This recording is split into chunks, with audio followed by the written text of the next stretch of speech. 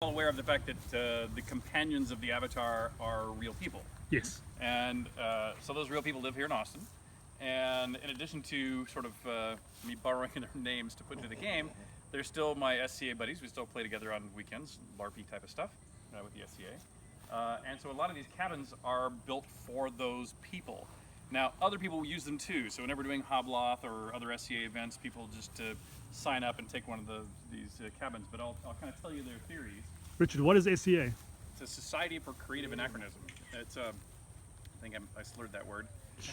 The Society for Creative Anachronism. But the versus say LARPing, live action role playing, the SCA is more of a historical recreation, where LARPing includes magic and fantasy and elves and such. SCA does not. But of course, mine is Ultima Land, so we can do whatever we want. So it's sort of in between in a sense, more LARPing really. But this cabin was actually built for a guy named JB and his wife Jennifer, and he is an astronomer, and that's actually a domed ceiling planetarium, and there's a digital planetarium projector in there. This is built for a couple of my friends who are kind of Norse types, and came up with part of the design for the A-frame. Mariah, one of the companions of the Avatar, was my assistant for years and years. YOLO, you know, of course. The jailhouse is for for a mundane person, actually. A guy named Greg, who is a police officer here in town, who I got to know down through the years. Used to do security for a lot of our events. Became a friend over the years, and so that's his law enforcement cabin. Oh, by the way, the YOLO's here is the only one of the full sleepable cabins that I built with my own hands. Wow. And I injured myself repeatedly with this one enough. I drained enough blood, literal blood, that became the first and the last that I built with my own hands. The rest, many of the cabins are ones you can just kind of buy on the side of the road, to be honest. You know, you go to Home Depot or other places, you can get them, and we just either left them as is or modified slightly. Those two here are just tool barns.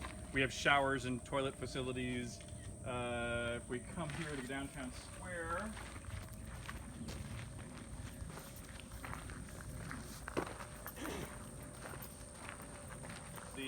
Dale made his own lighthouse, so he actually literally built it himself. It's by far the nicest one here, because he's had the most time on property to do it. The Silver and Copper is sort of the pub. You'll see burglar bars in the windows because there's often alcohol in there, and kids in the neighborhood have learned to break in to get drunk. They also are stupid enough to leave digital evidence of themselves behind often. So it hasn't been breaking in a while because they got caught in year 2 of their exploits. So was Elad in your... Yeah, Elad, Dale. So Dale. Elad's lighthouse, which is in Shroud of the Avatar also. Yes. That's Dale's lighthouse. Okay. That's Dale's lighthouse. Yeah. And so yeah, these are all real connected. things. Very connected. Then behind you, there's the Baron's Manor, is the 2-story one. That was built by Custom Creation. So Greg Dykes Dupre, his company, mundanely, is Custom Creation. They built that 2-story one. They built this, the sawmill that has the water wheel that runs. They built, this one's Dupre's. That's Dupre's cabin, built for Dupre. This is Centre's cabin, one of the other companions of the Avatar. That's where I did Laz and Jack on the last Hoblock. Sorry? That's where I did lunch with Laz and Jack on the last Hoblock. That's exactly. So you'll see over there behind it, that red and white striped candy pole thing there is a swing around, merry-go-round thing with it. We take the swings off when we're not using it.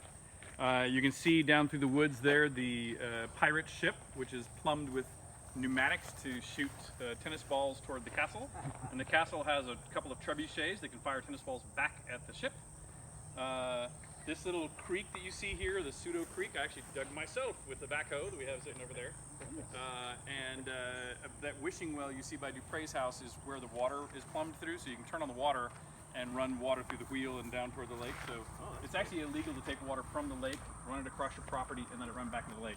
So this creek actually doesn't quite connect to the lake. Okay. It's a fake.